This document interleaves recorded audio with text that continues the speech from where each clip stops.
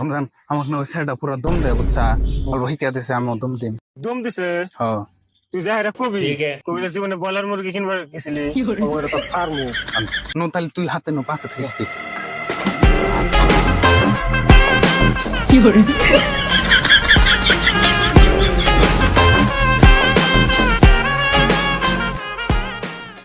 ওই যাবো না বাজারে বয়লার কিনছা